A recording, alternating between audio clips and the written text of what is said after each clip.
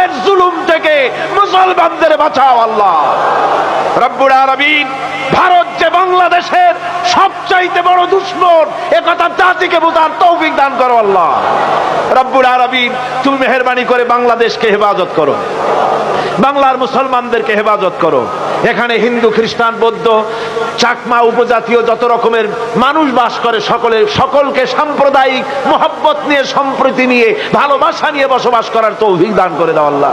আয় আল্লাহ পাক, সিরাতের মাহফিল অনেকেই দোয়া চেয়েছে, কারো মায়ের জন্য, বাপের জন্য, রোগের জন্য দোয়া চেয়েছে। আল্লাহ যে যে ব্যাপারে দোয়া চেয়েছে তুমি প্রত্যেকের দোয়া কবুল করো আল্লাহ, প্রত্যেকের নেক নিয়ত কবুল করো আল্লাহ।